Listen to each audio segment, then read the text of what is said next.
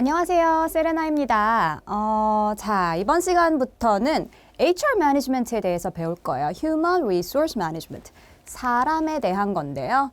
자, 키 컨텐츠 보면 Role of Human Resource Management. 그래서 역할이 무엇인지 HR 매니지먼트가 결국에 무슨 일을 하는 일인지 볼 거고요. 그리고 난 다음에 그걸 기획하기 위해서, 잘하기 위해서 플래닝을 해야 될 거 아니야, 그죠? 플래닝을 할 때 고려해야 되는 internal and external factors에 대해서 하나씩 조금 중요한 부분들 짚어볼 거예요. 그리고 난 다음에 세 번째로는 change에 대해서. 우리 물론 네 가지 컨셉 안에 체인지가 들어가 있어요. 이 체인지가 예전에 있었던 것부터 계속 굉장히 중요한 컨셉 중에 하나였어. 비즈니스를 함에 있어서 되게 중요한 개념 중에 하나예요. 그거 관련돼서는 이제 네 가지 컨셉 따로 영상을 이제 만들 건데 여기서 배우는 부분들은 이 체인지에 대해서 레지스턴스가 있을 거야. 그 레지스턴스를 어떻게 하면 매니지 할 거냐. 그게 사실 HR팀의 역할 중에 하나거든. 그래서 그 부분에 대해서 여기서 다뤄볼 거예요. 자, 일단 HR 매니지먼트가 뭔지 보자. HR 매니지먼트 같은 경우에는 결국에 사람을 다루는 거야. Using and developing people. 그쵸? 그래서 사람을 어떻게 하면 잘 쓸 거냐, 효율적으로 쓸 거냐. 사실 비즈니스는 거의 사람이 하는 거야. 그죠? 사람이 할 수밖에 없는 거야. 아무리 요즘에 로봇가 있고 기계가 잘 돼 있고 해도 결국에는 그걸 사람이 만들어야 되고 사람이 관리를 해야 돼요. 그죠? 그렇기 때문에 HR이라는 것 자체가 엄청 중요해. 그래서 비즈니스를 함에 있어서 사람 관리만큼 중요한 건 없다. 왜냐하면 value를 만들어내니까. 사람의 머릿속에서 창의성이 나올 거 아니야. 그죠? 그렇기 때문에 아웃풋의 value를 만들어내는 주체가 사람이야. 그리고 사실 돈이 제일 많이 들어가요. 비즈니스 할 때 인건비가 보면 한 60%까지도 얘기하는데 뭐 컨설팅 펌 이런 데는 80%도 넘을걸? 아마? 사람 머리 가지고 하는 장사들이 굉장히 많아요. 사업들이. 그래서 그렇기 때문에 인건비가 굉장히 높기 때문에 HR 매니지먼트를 어떻게 해야 된다? 잘해야겠지. 그죠? 자, 그걸 잘하기 위해서 기획하는 게 HR 플래닝이에요. HR 플래닝, workforce planning이라고도 얘기해요. 가끔 정의하라는 문제가 옛날에 나왔었어. 자, 보면은 it's the method used by a business to forecast. 내가 앞으로 얼만큼 어떤 직원들을 구성할 거냐. 우리 회사에 적합한 사람들을 몇 명을 어떻게 만들 거냐라는 거를 기획하는 게 HR 플래닝이야. 그죠? 그래서 이거를 할 때 고려해야 될 점이 일단은 인터널한 팩터가 있는데 이거 말고도 되게 많아. 너무너무 많은데 일단은 뭐 사이즈 그렇겠죠. 중소기업과 대기업은 인력 구조가 완전히 달라. 그쵸. 그래서 뭐 뽑는 인원 수도 당연히 다를 거고 그렇기 때문에 사이즈가 당연히 기본적인 고려 요소일 거고 structure 이거는 뭐 여러 가지 의미가 될 수도 있는데 이제 다음 챕터에서 배울 tall structure, flat structure를 생각해도 되고 아니면 이제 특성들 있잖아. 뭐 내 조직은 세일즈 조직이 굉장히 큰 조직이야. 예를 들면 지점이 굉장히 많은 은행 같은 조직이야. 그러면 세일즈가 되게 많이 뽑아야겠지. 그죠? 아니면 나는 뭐 R&D가 중점인 예를 들어 뭐 파마시도 세일즈가 크긴 한데 어쨌든 R&D도 크거든요. 뭐 아니면 뭐 디자이닝 이런 쪽 그 크리에이티비티가 필요한 그런 스트럭처를 가지고 있다. 그런 조직이다. 그럼 그런 사람들이 많이 필요하겠지. 그죠? 파이낸스 얼마나 돈이 많이 들어가겠어. 그죠? 인건비를 쓰다 보면 당연히 내가 돈을 가지고 있는 버젯에 한계가 있을 테니까 그에 맞는 인력들을 뽑아야 될 거고 그리고 스트래티지가 변하냐 안 변하냐 그리고 또 성장하고 있느냐 좀 디클라인하고 있느냐 업계냐 그거에 따라서 HR 플래닝은 굉장히 많이 달라진다고 해요. 자, external factor 우리가 사실 좀 중요하게 봐야 될 부분은 요 external factor들이야. 지금 최근에 약간 이슈가 되고 있는 용어들을 여기서 몇 개를 교과서에서 뽑아왔어요. 일단 뭐 demographic changes, 뭐 기본적인 거고 labor mobility, which is immigration. 그다음에 flexi time, teleworking 또는 homeworking이라고도 요즘 얘기 많이 하고 그리고 gig economy, 새로 나온 또 단어예요, 이것도. 그래서 요렇게 하나씩 자세히 살펴볼 거예요. 첫 번째로는 demographic changes. 뭐 이건 사실 기본적인 거니까 이런 change들을 당연히 고려해야겠지. 당연히 출생률, 우리나라 출생률 꼴찌라면서 뭐 그런 것들 고려해야겠죠. 젊은이들이 점점 없어진다는 거는 좋은 인재를 구하기가 힘들어지는 걸 수도 있어, 그죠? 그리고 net migration rate. 이제 이건 두 번째 그 immigration 관련해서 조금 더 자세히 살펴볼 거고, retirement age. 이 aging population과 함께 지금 aging population 노화가 되게 많이 이제 오래오래 건강하게 오래 살 수 있게 되었잖아. 이제 그러면서 일할 수 있는 정년도 굉장히 늘어났단 말이야. 높아졌단 말이야. 그죠? 그래서 그거에 따라서 retirement age가 점점 높아지고 있기도 해요. 그래서 그거에 따라서 내가 어떻게 이제 지금 현재 가지고 있는 인력들을 얼만큼 유지할 것이냐, 아니면 이거를 뭐 임금 피크제를 통해서 임금을 조금 낮추더라도 좀 오래 일할 수 있게 할 거냐, 아니면 이제 뭐 정년 퇴임을 시킬 거냐, 뭐 이런 것들도 고민해봐야 될 거고, 당연히 여성의 사회 진출도 그 사회에 따라서 조금씩 분위기가 다르기 때문에 그런 부분을 좀 수월하게 어떻게 넘길게 할 거냐, 그런 것도 HR에서 고민해야 될 부분이겠죠. 자, 두 번째로는 labor mobility야. labor mobility는 여기서는 geographical mobility를 얘기를 해요. 그러니까 지역을 얼만큼 수월하게 이동할 수 있게 되느냐. 이제 한동안 팬데믹 때문에 약간 이동이 조금 힘들었을 수 있는데, 요즘에 그래도 어쨌든 간에 다시 이동이 시작되면서 이제 이미그랜트들이 또 다시 또 많이 들어오게 되겠죠. 그러니까 이런 것들이 이제 pay나 remuneration, 그죠? 뭐 job opportunities, 뭐 seasonal factor들도 되게 많이 고려가 돼요. 그러니까 우리나라에서 예를 들어서 뭐 스키 같은 경우에는, 스키업 같은 경우에는 우리나라에서는 겨울에만 되잖아. 근데 뭐 캐나다에서는 4계절 다 된다든지 이런 식으로 이동을 하는 거야, 사업을 하면서. 그런 것들이 이유가 되어서 레이버 모빌리티가 그러니까 올라가게 되는 거죠. 그러면서 이미그레이션도 영향을 받아. 이거를 장단점을 한번 살펴보면, 인플로이 입장에서는 보면은 opportunity가 굉장히 많아진 거지. 그죠?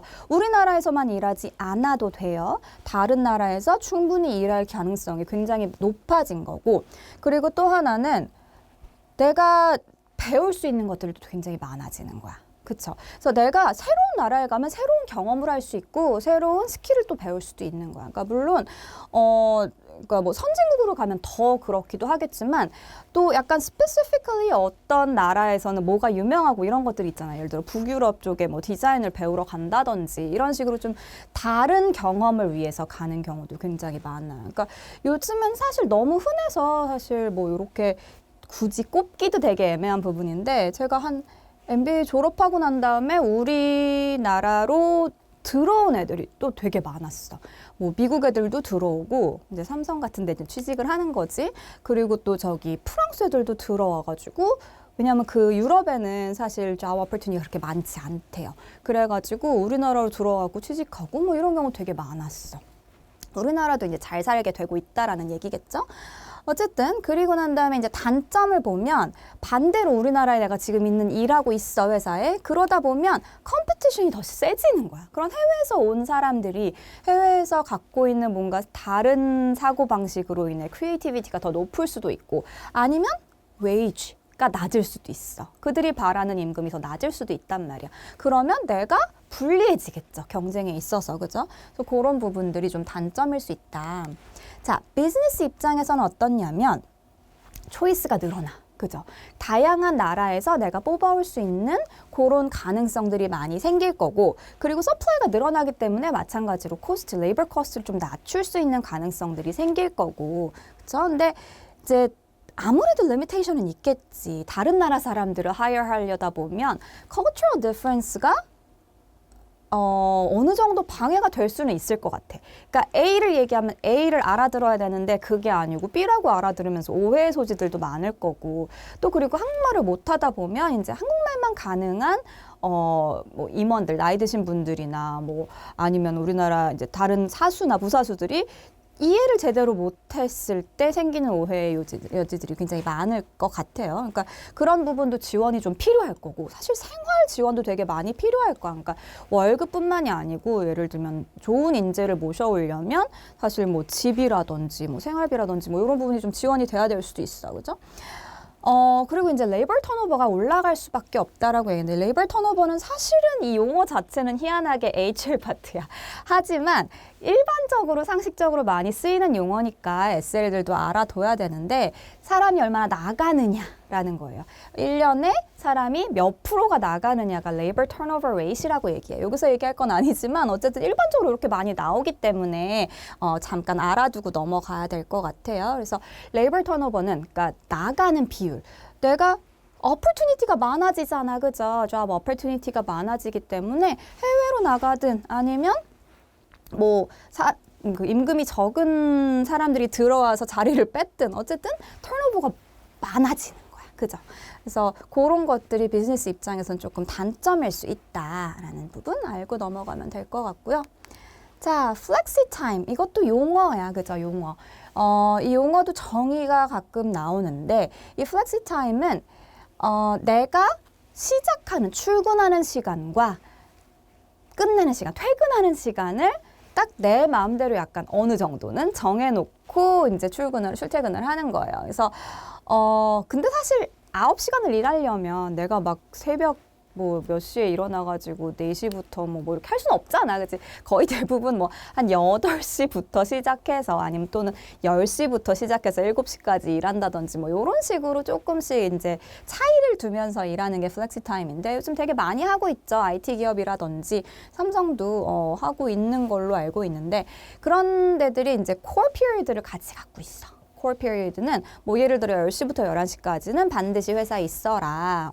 이 시간대를 겹쳐서 앞뒤로 이렇게 9시간 일해라. 이런 식으로 많이 하는데 그래야지 그 시간 동안 이제 커뮤니케이션을 하겠죠. 그죠? 미팅을 한다든지 다 같이 있는 시간이 꼭 있어야 된다라는 거. 그런 것들을 정해놓고 플렉시 타임을 하겠지. 그래서 이걸 하는 이유는 사실 임플로이 입장에서도 장점이 굉장히 많아요.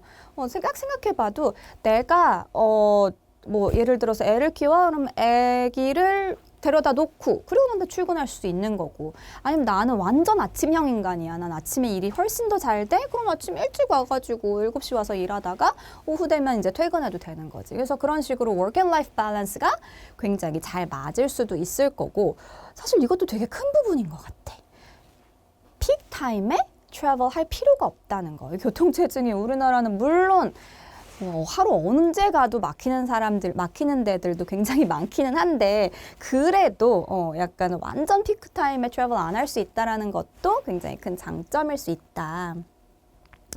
근데 단점은 내가 일할 시간에 코워커가 없으면 그죠? 뭔가 커뮤니케이션이 좀 쉽지 않을 것 같아. 그죠? 에펙티브니스가 좀 떨어지겠지. 이제 전화해야 되고 자료가 없나요? 그럼 지금 가고 있는데요. 이렇게 되잖아. 그치? 그래서 그런 거 부분들이 좀 리미테이션이 당연히 있을 수밖에 없는 부분이고 비즈니스 입장에서도 마찬가지인데 장점 같은 경우에는 일단은 이미지가 좋아져. 왜냐? 아까 얘기했잖아. work and life balance가 임플로이들한테 좋아진단 말이야. 그러면 사람들이 좋아하겠지, 이 회사를. 더 들어오려고 그러겠지. 그런 것들이 high quality worker들을 attract 할 수 있는 그런 방법이 또 될 수 있다는 거. 그리고 또 하나 되게 특이한 장점은 overtime payment, 약간 야근 수당 이런 거 있잖아요. 그런 것들 줄 필요 없이 내가 working hour를 extend 할 수 있어. 그죠? 더 늦게까지 일하는 사람도 있을 거고 더 일찍 일하는 사람도 있을 거야. 그렇기 때문에 그런 워킹 아워들, 그러니까 커스터머랑 대응할 수 있는 시간이 조금 더 길어질 수 있다라는 게 나름 되게 장점일 수 있을 것 같아요. 근데 아무래도 사람들이 한꺼번에 딱 똑같이 시작해서 똑같이 끝나는 게 아니니까 매니지먼트는 조금 힘들 수 있겠지. 아까 얘기했던 커뮤니케이션이나 미팅이나 이런 부분이 조금 힘들듯이. 그죠? 네 번째로는 텔레워킹 또는 홈워킹이라고 해. 옛날에는 텔레워킹이라고만 얘기를 했었어. 텔레워킹은 그냥 electric forms, 텔레폰이나 아니면 인터넷이나 이메일이나 이런 걸로 일하는 걸 얘기를 했는데 요즘엔 그냥 아예 그냥 홈워킹으로 얘기를 하죠. 그죠? 이 텔레워킹이라고 보통 얘기 안 하고 홈워킹으로 많이 얘기하는데 팬데믹 이후로는. 팬데믹이 되고 난 다음에 그 전에 15% 정도밖에 홈워킹을 안 했으면 엄청나게 늘어났지. 40%, sometimes like 50, more than 50. 그러면서 테크놀로지가 굉장히 많이 발전을 했어. 그죠? 저도 줌 되게 많이 쓰는데, 우리 애기예요, 우리 애기. 줌 되게 많이 쓰는데, 줌이 거의 대부분 모든 아이부터 어른까지 다 쓸 수 있는 그런 엄청나게 기업 가치가 올라가는 회사 중에 하나가 되었죠. 그죠? 요것도 이제 장단점을 볼 텐데, 비즈니스는 모든 게 다 장단점이잖아. 그죠? employee 같은 경우에는 마찬가지로 트랜스포테이션을 많이 안 해도 된다는 장점이 있을 거고, work and life balance 똑같이 어느 정도 맞출 수 있을 거고, 일단 remote area, 그러니까 먼 나라에서도 일을 할 수 있는 opportunity가 좀 생겨. 보면 주위에 회사가 캐나다 회사래. 캐나다에 굳이 안 가고 홈워킹으로 지금 2년 넘게 일하고 있는 사람도 있더라고. 그러다가 이제 최근에 이제 돌아간다고 캐나다로 간다 그러더라고. 어쩔 수 없이 이게 어쩔 수 없이 멀리 일했을 때의 뭐 장점보다는 단점이 좀 크다는 얘기겠죠. 비즈니스 입장에서. 인플로이 입장에서는 몰라도 비즈니스 입장에서는 단점이 조금 더 큰 것 같아. 자, 그리고 단점. 그러니까 인플로이 입장에서 단점은 매니지먼트가 잘 안 되기 때문에 내가 일을 제대로 하고 있는 건지 다이렉션이 별로 없을 수 있어. 그리고 이것도 나름 되게 단점일 수 있는데 컬리들 간의 관계가 없는 거야. 그러니까 뭐 회식이나 이런 부분이 싫을 수 있지만 비즈니스 입장에서는 되게 그 스텝 간의 어떻게 보면 원활한 관계를 위해서 되게 좋거든요. 그러니까 비즈니스 입장에서도 그렇고 인플로이 입장에서도 마찬가지야. 내가 개인적인 친분이 있어야 사실은 이제 가서 나 이런 자료 좀 주면 안 될까? 막 이렇게 얘기할 수도 있는 거잖아. 그죠? 근데 생판 얼굴 한번 본 적 없어. 그 사람한테 이메일로 딱딱하게 저기 이런 자료가 필요해서 그런데 좀 줄 수 있을까요? 라고 얘기하면 되게 힘들잖아. 힘들고 부탁해도 잘 안 들어줄 수도 있고, 그치? 그러니까 그런 부분들도 인플로이들이 약간 필요한 부분인 것 같아. 사람 간의 관계라든지 이제 sense of belonging to. 내가 여기 이 회사에 로열티를 가지려면 어느 정도 인간적인 관계가 좀 필요한 부분인데 홈워킹으로서는 그게 좀 힘들 수 있다. 비즈니스 입장에서도 장점은 좀 코스트 되게 많이 줄어들어. 이거 되게 큰 장점인 것 같아. 왜냐하면 오피스 스페이스가 렌트비 되게 비싸잖아. 그치? 그런 것들을 조금 아낄 수 있다는 게 굉장히 생각보다 큰 이득이 된다고 하더라고요. 그래가지고 팬데믹 이후로 그 오피스 공간을 IT 기업들 중에서 한 반을 뚝 띄워갖고 렌트를 준 데도 있어. 그럼 그 렌트비가 어마어마하게 이제 잡수익처럼 들어오는 거지, 그치? 기타 수익으로. 그래서 그런 것들이 되게 장점이 될 거고, 그리고 이제 다른 나라에 있는 사람들을 조금 더 자유롭게 리크루트할 수 있다는 거. 그러면서 워킹 아워도 조금 플렉시블하게 가져갈 수 있다는 것도 장점일 수 있을 것 같아. 근데 단점은 이제 그 회사 노트북 줘야 되잖아, 그죠? IT 시스템들을 적합하게 제공을 해줘야 되고, 그리고 이제 커뮤니케이션 당연히 힘들고, 뭐 이런 부분들이 단점으로 볼 수 있다.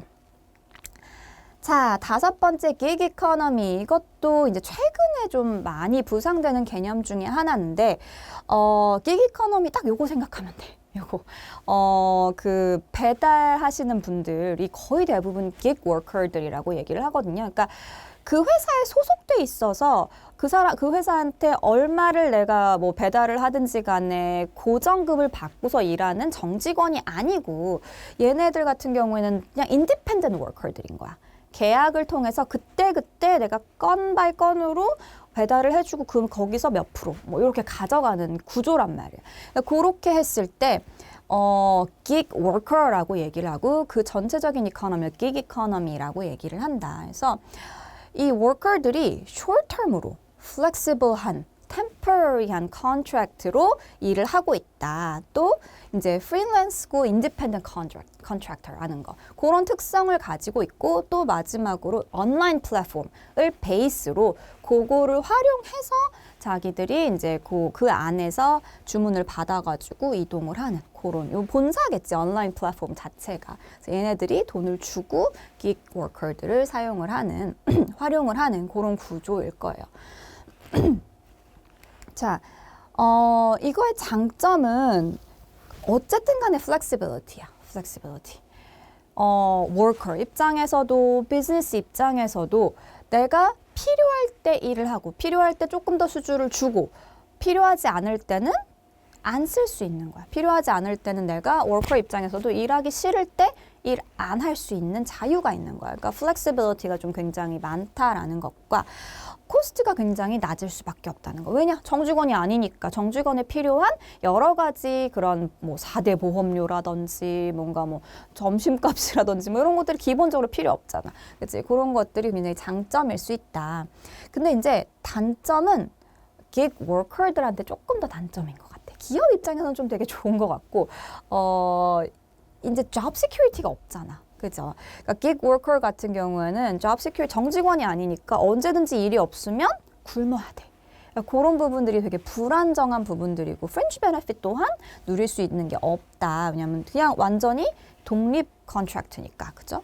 독립적으로 일을 한다는 게 자유가 있기 때문에 좋기는 하지만 이게 한편으로는 뭔가 세이프티가 없기 때문에 불안한 일자리가 돼버리는 거야. 근데 그렇기 때문에 벌 때 바짝 벌자 해가지고 굉장히 열심히 일해서 하루에 막 엄청 배달하고 난 다음에 막 몇백씩 버는 사람들 있잖아요. 그러니까 그렇게 한다면 돈을 많이 벌 수는 있지만 자칫 잘못하면 건강을 상할 수도 있겠지. 그죠? 그래서 뭔가 고정급이라는 것 자체가 없다는 게 굉장히 불안 요소가 있는 것 같아요.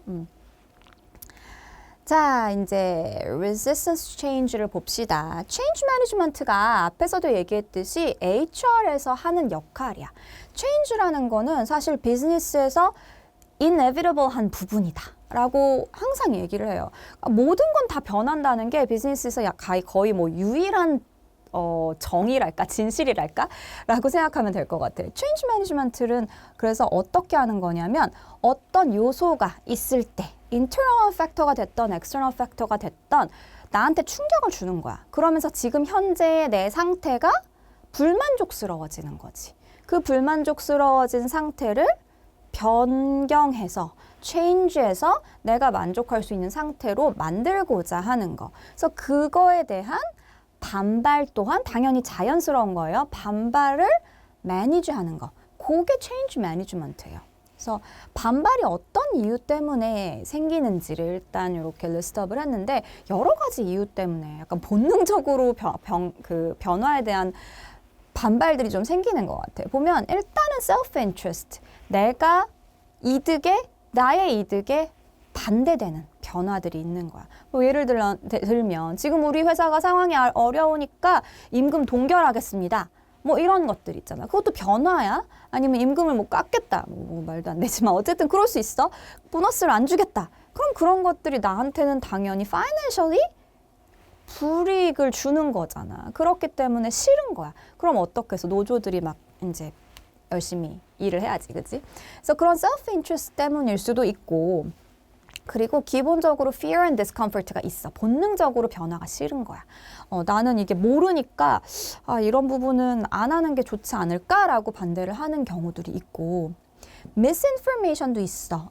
뭔가 소문들이 잘못 퍼진 거야. 그런 거 도입하면 니네한테 불리하대. 뭐 이런 식으로 소문이 돌아. misinformation들이 굉장히 많은 경우 또는 different assessment of situation. 그러니까 상황이 윗사람들은 되게 위기 상황이고 지금 당장 변하지 않으면 안 될 것 같이 얘기하는데 밑에 직원들이 느끼기에는 우리 맨날 이랬는데 왜 굳이 이렇게 변화를 해야 될까? 라고 생각을 하면서 반대가 있을 수 있어. 이런 경우 되게 많아. 되게 많아. 그래서 맨날 위기 관리 해야 된다고 윗사람들 부르짖는데 밑에 직원들은 되게 또 그런다. 막 이렇게 얘기할 때도 되게 많았건 나 회사 생활할 때. 그래서 그런 것들이 좀 되게 많은 경우. 그다음에 poor timing. 타이밍이 조금 안 맞은 경우. 뭐 이런 경우도 좀 있을 수 있고 prior experience라는 거는 이미 실패한 경험이 있어. 한번 체인지 하려고 했는데 망한 거지. 쫄딱 망한 거지. 그러면 이제 매니저들이 이러면 싫어해. 한 번 더 변화해야 될 것 같은데 못하겠다. 겁 때문에 뭐 그런 것도 좀 있는 것 같고 mistrust는 매니지먼트에 대한 mistrust도 있을 수 있어. 그러니까 쟤네들은 자기들 이익을 위해서 우리를 이제 착취한다라고 또 밑에 직원들이 생각할 수 있단 말이야. 그런 기본적인 mistrust 그런 attitude 때문에 아예 체인지가 잘 안 돌아갈 때도 있죠. 그래서 이런 resistance들이 있고 요거를 매니지하기 위해서 이런 방법들을 쓸 수 있다라고 생각하시면 돼요. 그러니까 이게 교과 교과서마다 약간씩 달라. 용어들도 다르고 쓰는 이론도 달라요. 코터가 쓰는 이론도 쓸 수도 있고 다른 사람이 다른 이론가가 만든 이론을 쓰는 교과서도 있어. 근데 이제 기본적으로 요 내용에서 크게 벗어나진 않으니까 그 이론을 활용하는 게 중요한 게 아니고 요런 정책들을 쓸 수 있다라고 적을 수 있다라는 게 중요해요. 자, 첫 번째로 agreement and ownership. 오너십을 주는 거야. 그 디시전에, 그 체인지에.